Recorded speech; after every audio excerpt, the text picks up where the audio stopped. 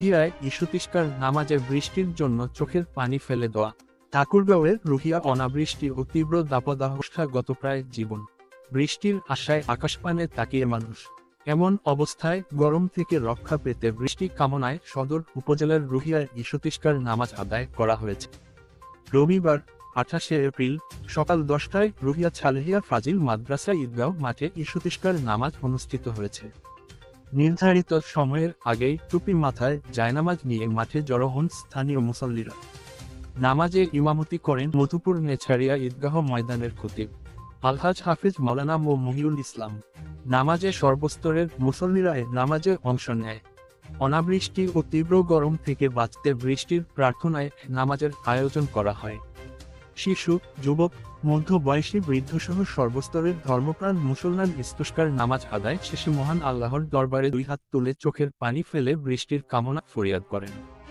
গত কয়েকদিন ধরে ঠাকুরগাঁওয়ে তাপদাহ চলছে। প্রচণ্ড গরমে মানুষের নাভিশ্বাস উঠেছে। ঘরের বাইরে কোথাও স্বস্তি নেই। রোদে কাজ করতে গিয়ে শ্রমজীবী মানুষ হাঁপিয়ে উঠছে। হাসপাতালের ডায়রিয়া, টাইফয়েড, নিউমোনিয়া সহ নানা রোগের প্রকোপ ব্যাপকভাবে বেড়ে গেছে। রোদ্রের জন্য বাইরে হওয়া যায় না, ওই জন্য পানির জন্য আজকে মোনাজাত হলো, নামাজ কালাম হইল। গরম খুব সহ্য করা যায় না কয়েকদিন ধরে। আজকে কি হইলো? এই মোনাজাত হইল কিসের জন্য? পানির জন্য।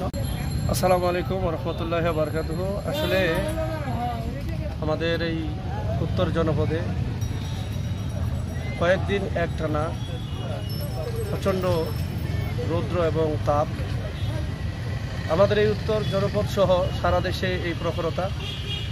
আমরা এই প্রখরতা থেকে রেহাই পাওয়ার জন্য আল্লাহর কাছে আজকে সালাতুল ইস্তেসকা পানি প্রার্থনা নামাজ আদায় করলাম।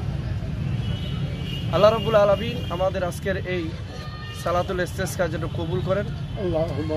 তারপরেও আল্লাহ রাব্বুল আলামিন যদি আমাদের উপর রহম না করেন, ইনশাল্লাহ আগামীতেও আমরা এভাবে করে সালাতুল ইস্তেসকা আদায় করে আবারও আমরা আল্লাহর কাছে ক্ষমা প্রার্থনা করব।